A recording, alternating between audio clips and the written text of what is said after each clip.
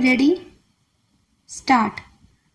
जाकिर हुसैन के निधन से भारत ने एक महान तबला वादक, शास्त्रीय संगीत के विख्यात फनकार और भारतीय संस्कृति के प्रसारक को खो दिया।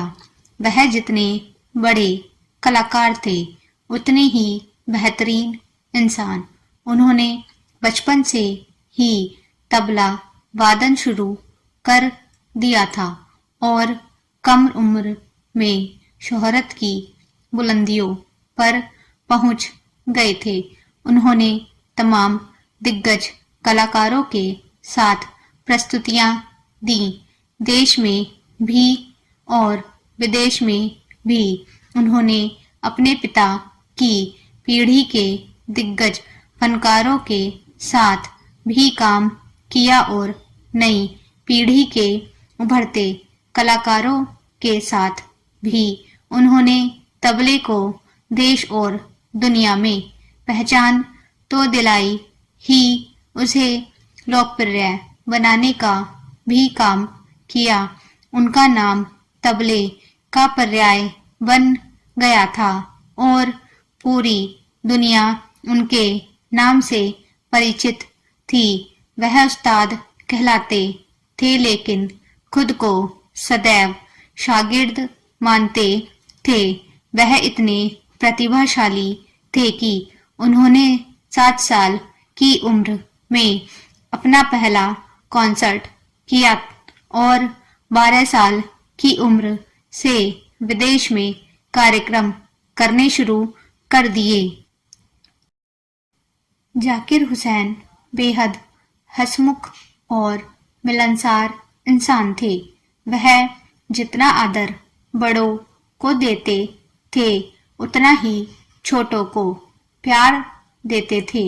मुझे याद है कि करीब 2 वर्ष पहले दिल्ली में एक कार्यक्रम के दौरान जब मैं उनसे मिला तो उन्होंने बेहद आत्मीयता से बात की। कार्यक्रम के बाद उनसे मिलना मुश्किल होता था, इसलिए मैं उनसे कार्यक्रम के पहले ही मिलना पसंद करता। वह हम जैसे कलाकारों से मिलते समय ऐसा जताते कि हमें अच्छे से जानते हैं। यदि कोई अपने बारे में बताने लगता तो कहते कि हाँ भाई, मैं आपको अच्छे से जानता हूँ और आपसे मिल चुका हूँ। वह उस जमाने में तबला वादक के रूप में स्टार बन गए थे जब इंटरनेट मीडिया का चलन नहीं था और संगीत जगत और खासकर शास्त्रीय संगीत में नाम कमाना एक मुश्किल काम था। वह केवल तबला वादन में ही दक्ष नहीं थे, वह शास्त्रीय संगीत की अन्य विधाओं से भी अच्छी तरह परिचित थे। वह जिस भी काम में रुचि दिखाते उसमें महारत हासिल कर लेते। वह हमेशा कुछ नया सीखने के लिए तत्पर रहते थे और अपने शिष्यों से कहते थे कि गुरु से जो सीखें उससे इतर भी कुछ नया करने की कोशिश करें। वह जबरदस्त कलाकार थे। उनके पिता उस्ताद अल्लाह रखा का कहना था कि हमारी इबादत तो देवी सरस्वती की आराधना है। आम लोग भले ही ज्ञान की देवी सरस्वती की आराधना खास अवसरों पर करते हों, लेकिन हम जैसे शास्त्रीय संगीत के साधक तो हर दिन उनकी आराधना करते हैं और यह मानते हैं कि उनके दिए हुए ज्ञान से ही हम कुछ हासिल कर सके। उनके पिता भी विख्यात तबला वादक थे, लेकिन मुझे यह कहने में संकोच नहीं कि तबला वादन में चार चांद लगाने का काम जाकिर हुसैन ने किया। वह संगीत को आध्यात्मिक ऊर्जा का स्रोत मानते थे। उनका कहना था कि संगीत विश्व में शांति ला सकता है और अच्छाई एवं सच्चाई सब तक पहुंचा सकता है। उन्होंने यह पता रहता था कि शास्त्रीय संगीत के क्षेत्र में कहाँ कौन बेहतर कर रहा है और कहाँ कौन से वाद्य यंत्र बनते हैं।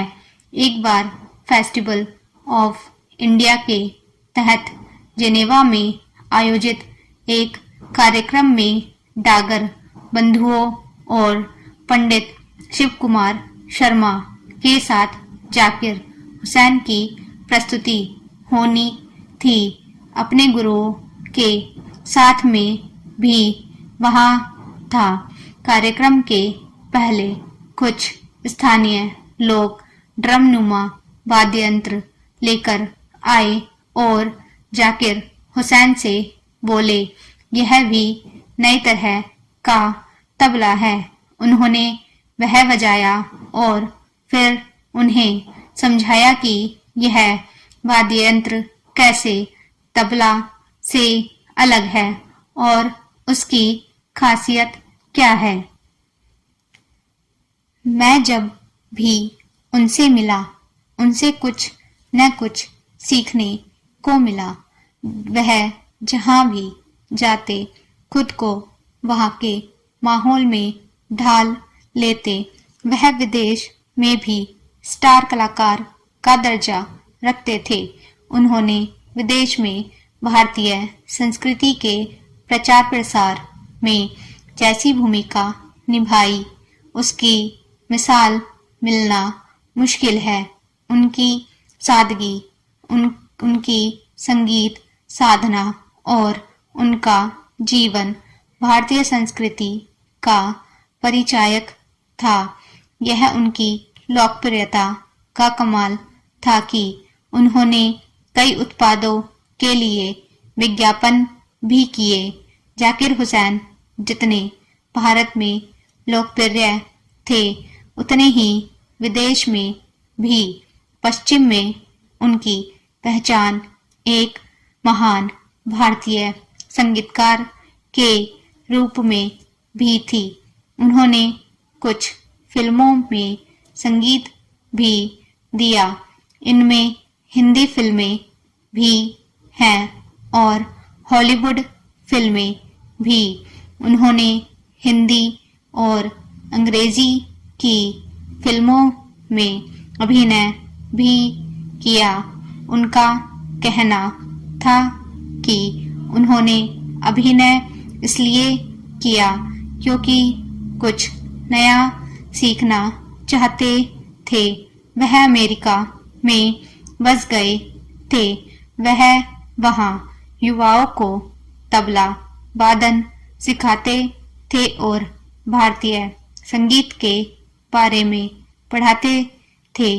वह हमेशा कहते थे कि भारतीय एक प्राचीन देश है और उसके पास दुनिया को देने के लिए बहुत कुछ है।